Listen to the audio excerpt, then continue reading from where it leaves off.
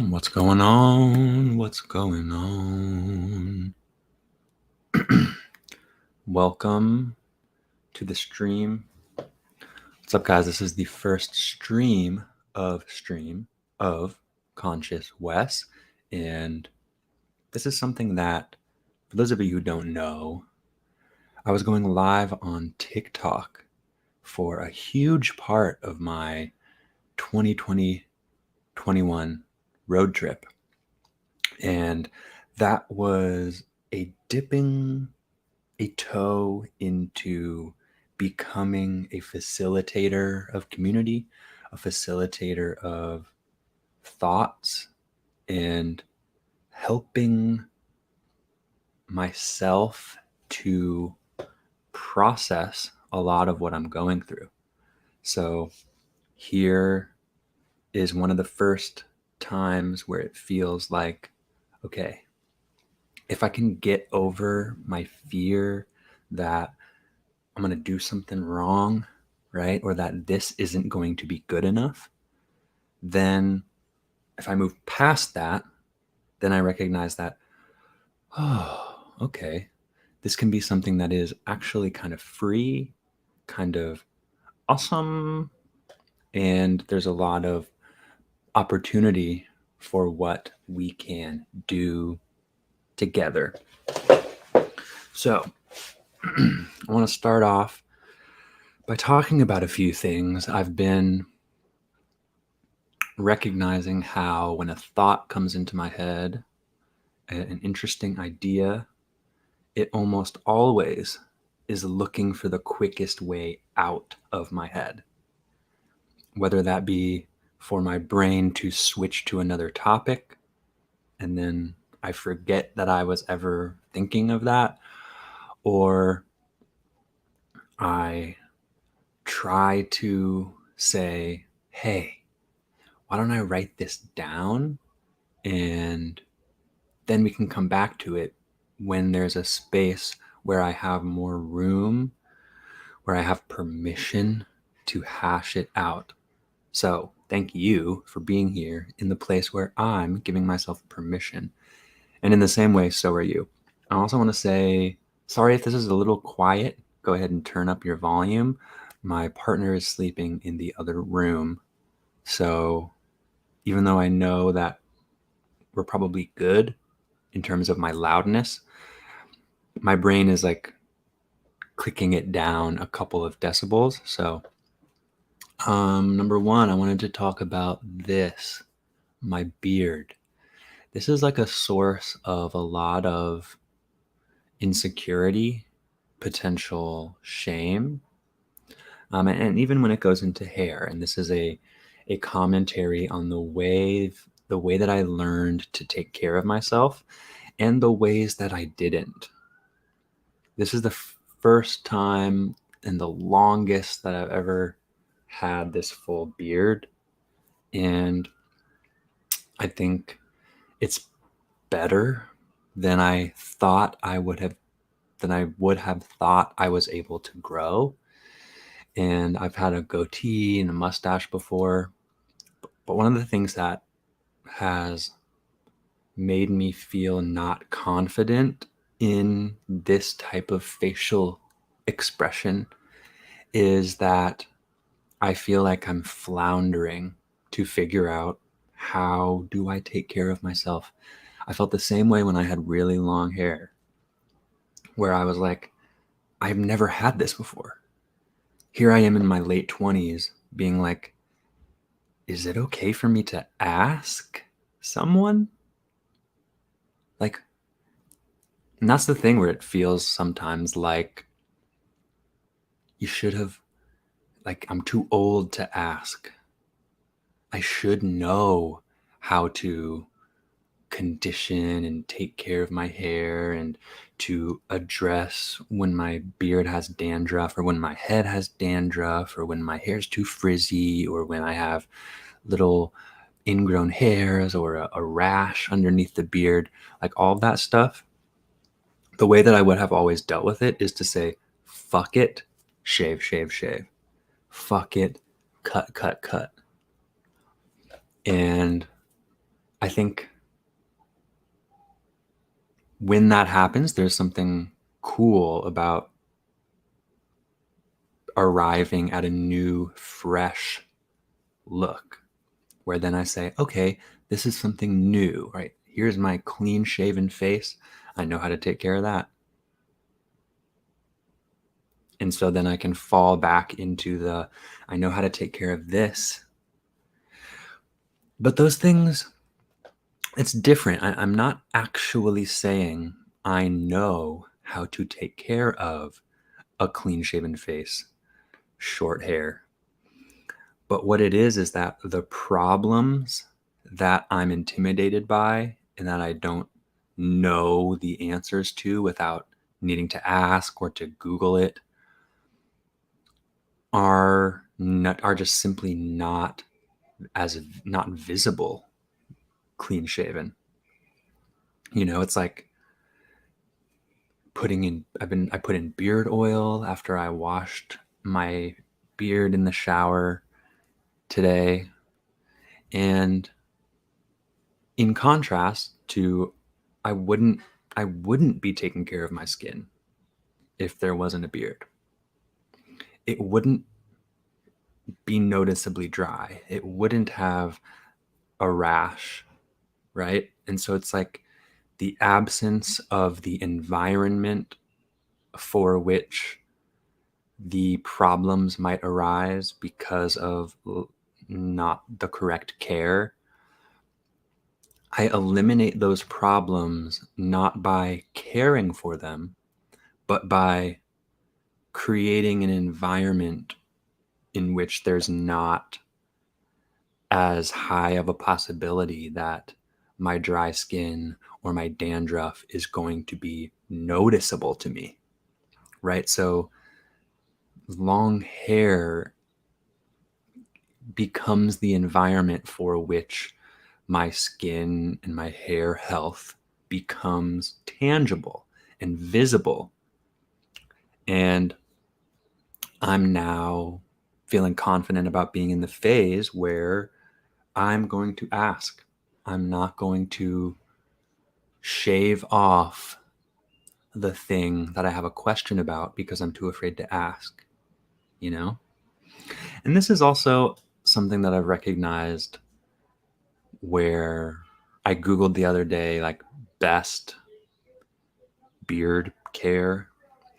And it really made me think about how SEO, search engine optimization, that all of these corporations have figured out what I am going to what I'm going to Google when I have interest in beard care.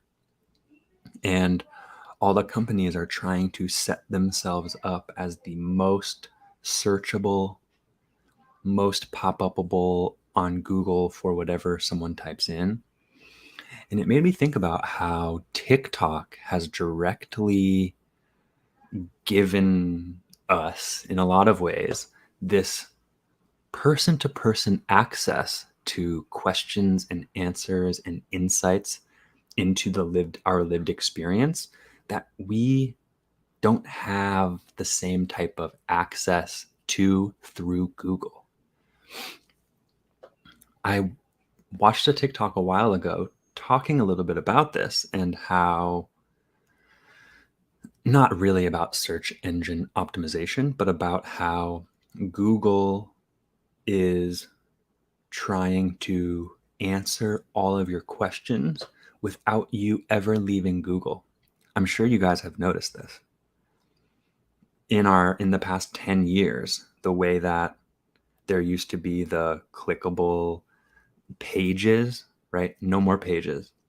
I used to be like, maybe I can find some obscure website talking about the thing I'm searching on the 10th page of Google. And now, like social media and like all the apps, they never want to give us the opportunity to be reaching the end of a web page and needing to click over to the next one.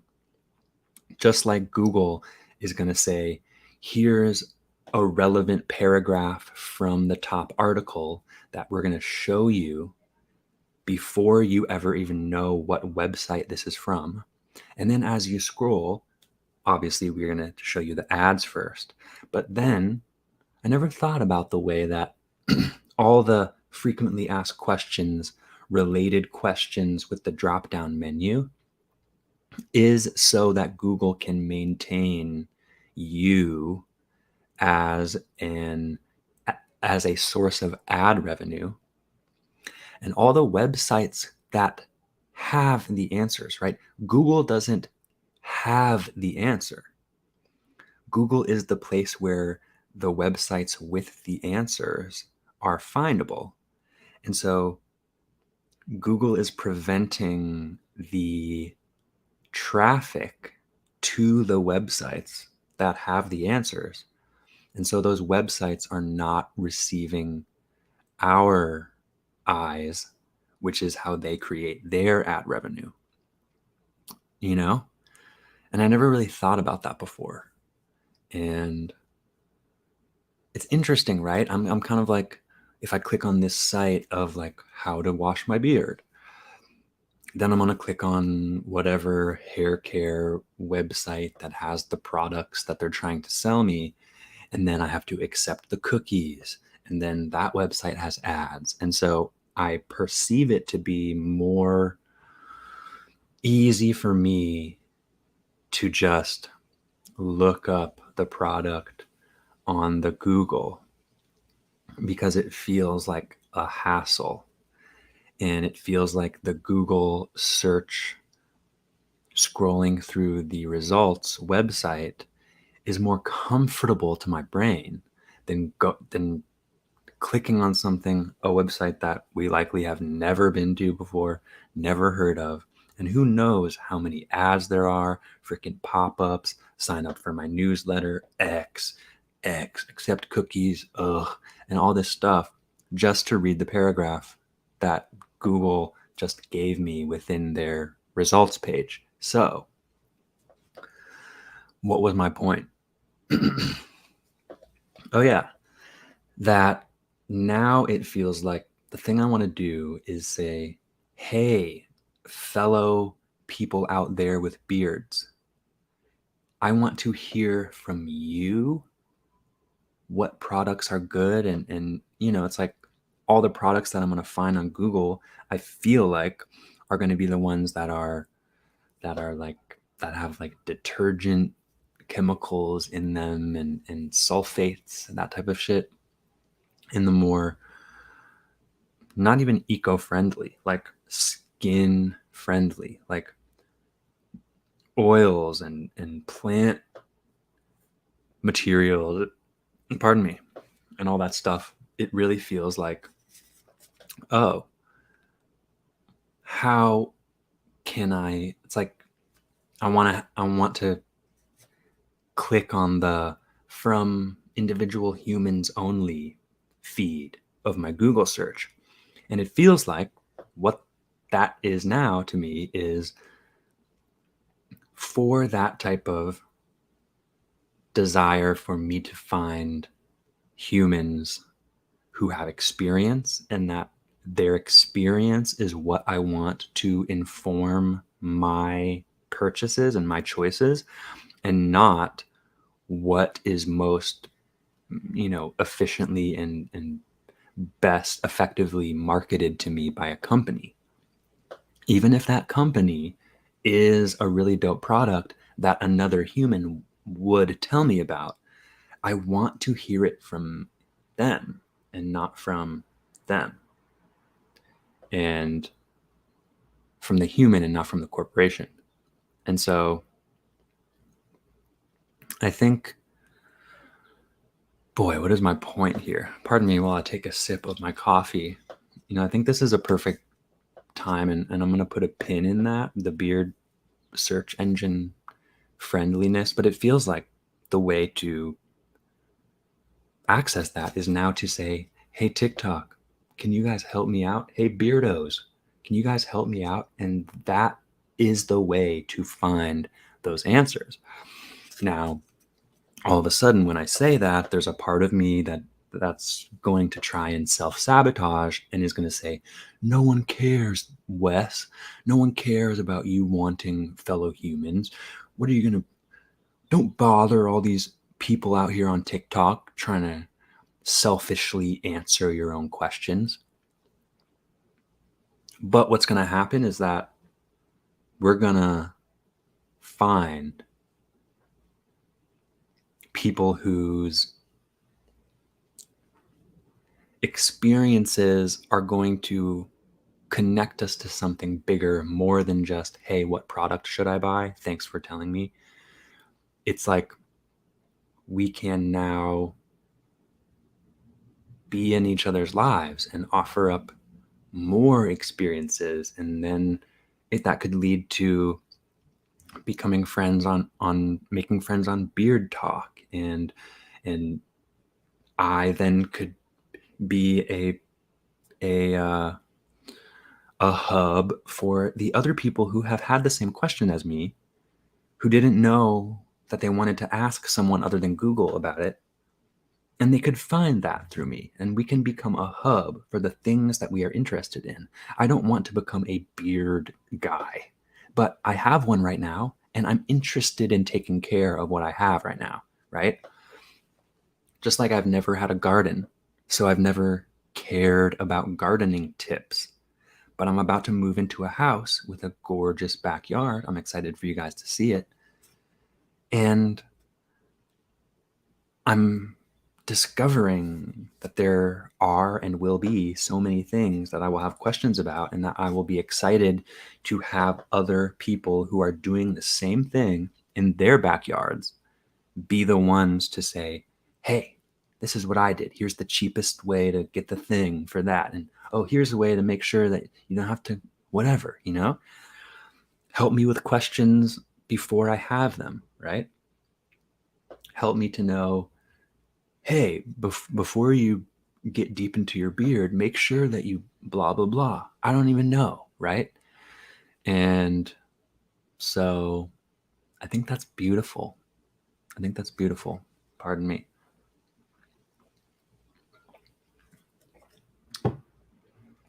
I think it's true that something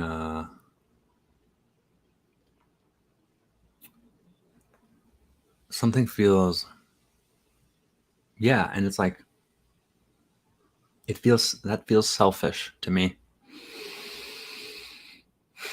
Isn't that interesting?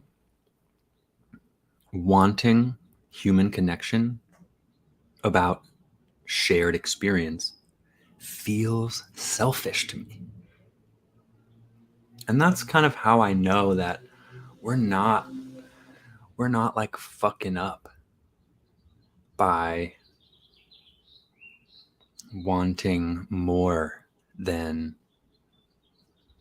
our own apartment. How many of us were so excited when we first moved into our own place? For me, it was a studio apartment in downtown Denver, Colorado. Really old building, $1,000 a month. This was back in 2016, 17.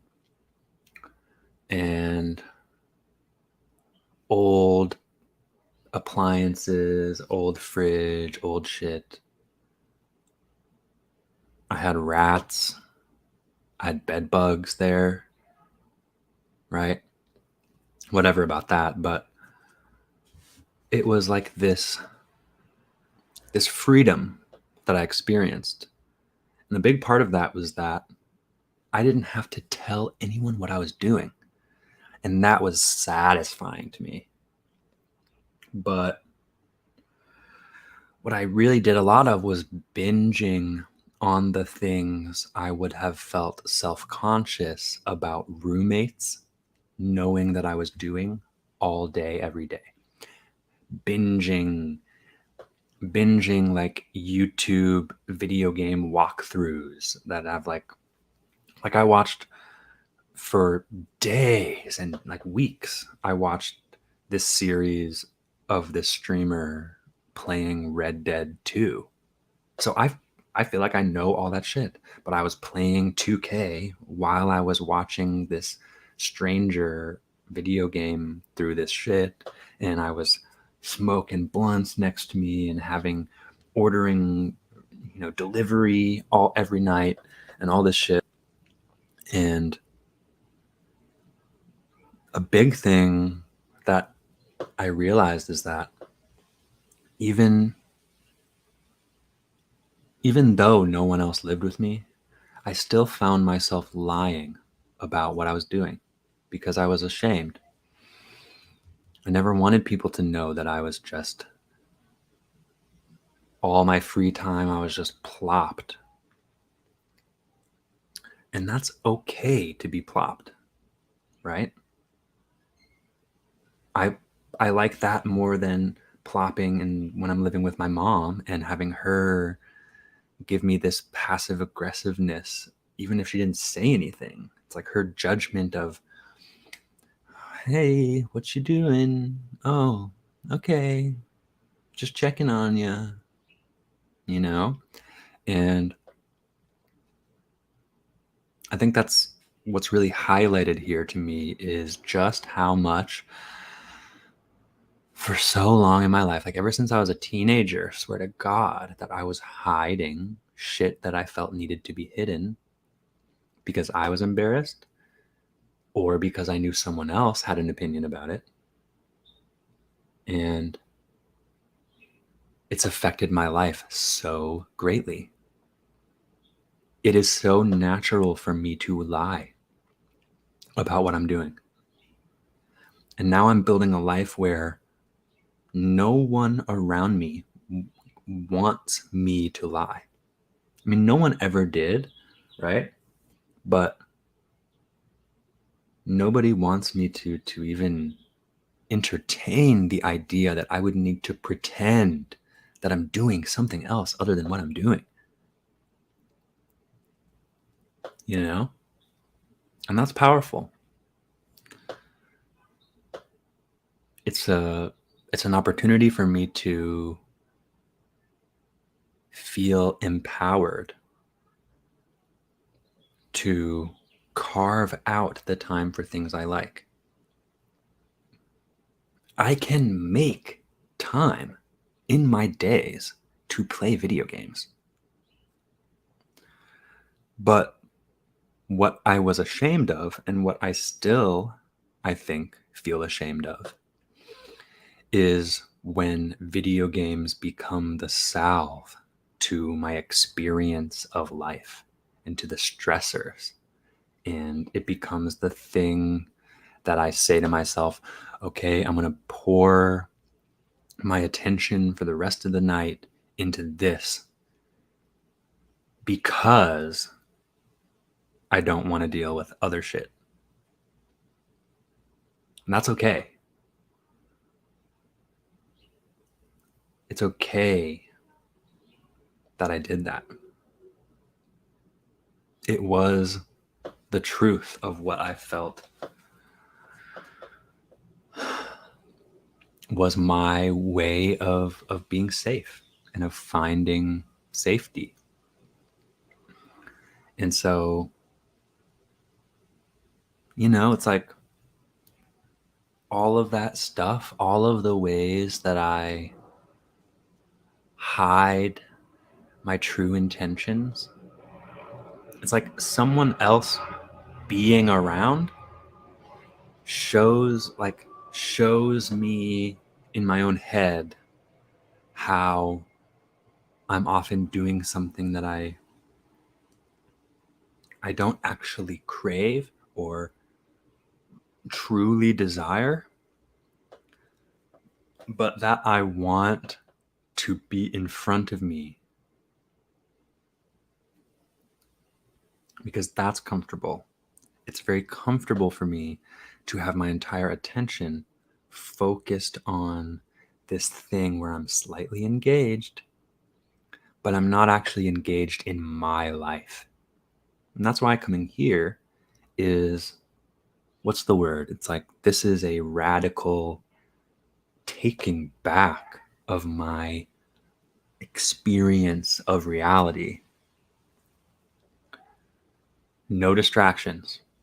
All I have here is me looking at myself, me speaking into the microphone, me listening to the breeze outside, and me having my thoughts and the thoughts that I've written down in my notes app to help guide me through real interesting ideas about what my life is and how I want it to be and how I don't want it to be and how I want to share it and how I don't want to share it. And yeah. Whew. All right. Spectral Skull, what's up? Thank you so much for being here. Welcome to Stream of Consciousness. What's up, guys? Spectral Skull is our first live stream viewer of this episode. So shout out to you. Hit me up on Instagram and I'll send you a free. I don't have products, but that's the thing. It's like I'm ready to be in this position where y'all can engage and we can actually talk about this shit. Spectral Skull, give a little recap. I just spent the first 20 minutes talking about the way that growing a beard, my link does not work. Which link? Talking about beard care and the way that taking care of something that I never had before feels hard to say, hey, I'm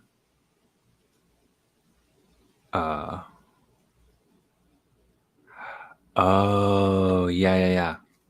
Spectral Skull, totally. I haven't been on Twitch in a minute. I changed my Instagram handle. It is now consciouswes. So good call. I'm gonna go update that. But next topic. Let's get into another topic. Thank you. So here's this idea, and I don't even know how I really feel about it, but I wrote, the minute that I make this my job, that's the minute when I effortlessly show up. And showing up is what leads to everything. Even live streaming the podcast alone could lead to money coming in. Thinking about how much guilt there is in me for wasting time caring about the content and not making the money I need to live, I'm finding my natural flow. I'm finding the way that it feels good for me to express myself. And I think for a long time, I've been very not wanting to have too much stuff out there because it's like I'm afraid of so much judgment or opportunities to have been wrong or moments that weren't actually what I meant. And now it really is the idea that the words that we say are etched in stone. You know, I think a lot of us may think of it this way. We need to think before we speak.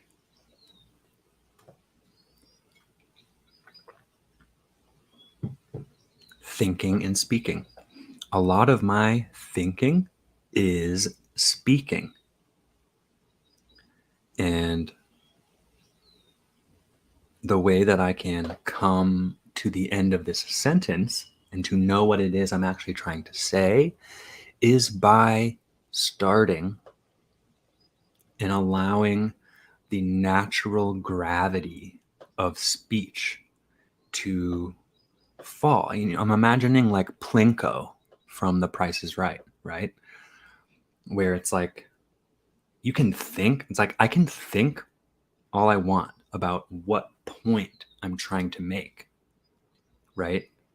I want my Plinko chip to fall on the jackpot, right? I want to talk about how I'm afraid to make money from something other than hard labor that I don't give a fuck about. And in order for me to understand what the best way for my thoughts about my life to help me, I have to drop the chip.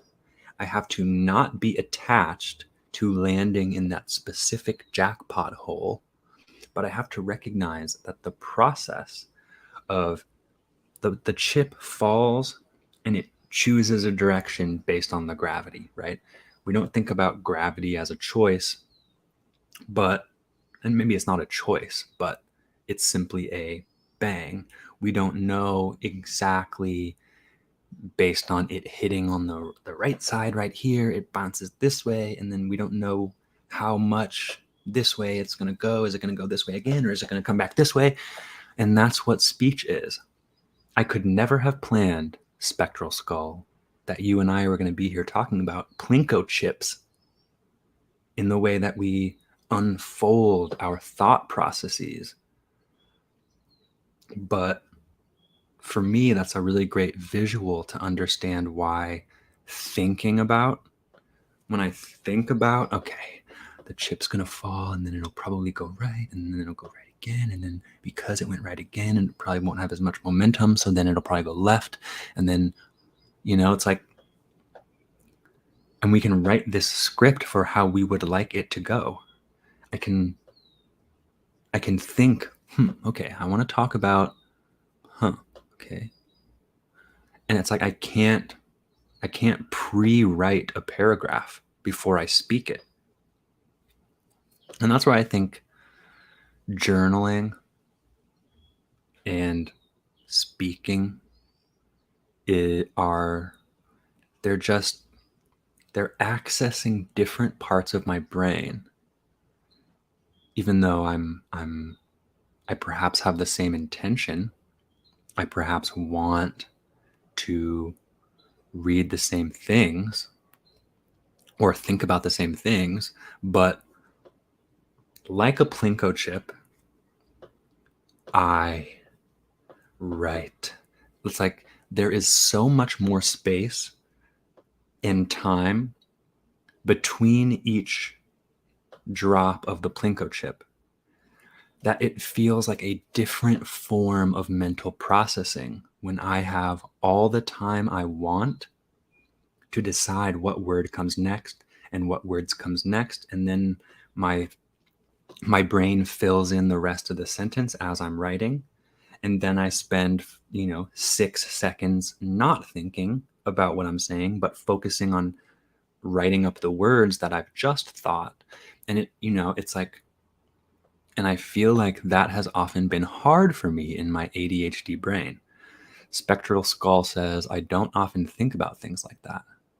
I think if you have done a lot of thinking beforehand and understand yourself well, you don't have to think much when thinking if you're true to yourself. For those watching, we got the comment here on the board. Thank you, Spectral Skull. Yeah. If you've done a lot of thinking beforehand and understand yourself well, you don't have to think much when thinking if you're true to yourself. Yeah, and I think I've gotten to a point where I understand. What is this? I'm half drunk. Hell yeah. Exactly. And that, I think, like, this process requires a lot of self-trust. The way that I've built up that self-trust over the years is by speaking, freestyle rapping, putting myself in a position where that's so weird. I can't see this comment until I put it on screen. Anyway, I kind of mean thinking feels kind of effortless. All right. There's not much I need to think about in discussion because I have considered it before. Yeah. I understand what you're saying. There isn't, there's less of a commitment to what you're thinking versus when you're writing it out, typing it out, or speaking it out. And that's where I think I'm coming from is I'm committed to the process of putting forth my effort to describe the ideas around this topic that's interesting to me, right? I trust myself to, I think I lose clarity a lot of the time if I try to think about a topic like this in my head. Like I said about the gravity of the Plinko chips of my speech, I lose the experience of that gravity pulling me along if I'm just in my head, you know? And I think that's important to recognize that both of those are okay. And obviously, there's a space for all. But I think what I'm coming to recognize is that verbal processing is so comfortable for me and I think helps me in ways that I wouldn't be able to think of. But I can find out the ways that it helps me by speaking about it. And that's just me, right? Not everyone has spent 12 years, 13 years freestyle rapping all the time. That gave me this confidence, this quick paced verbal processing where I've become so familiar with hearing a word and then quickly, without even really consciously thinking about it, putting in front of me all of the options of the next word, quickly choosing one, displaying all the next options as this kind of multiple choice speech. And I think I think that's just it's just good to recognize. It's just good to have said this, to have affirmed my brain and to continue to learn about the way that feels right to me to live and to think and to express. And that is such that is why I'm here. That is why I'm opening up this stream to all of us, me included. Spectral Skull, I'm about to fucking listen to this back later today while I'm driving. And that's exciting to me. So, yeah. And I'll catch you guys tomorrow. This is good. I broke the seal on going live on Twitch, YouTube, and Twitter. Thank you for joining. I'll catch you next time. This has been Stream of Conscious Wes. My beautiful friends, be your stream of conscious best. And I will catch you on the next episode. Much love. Mwah. Later.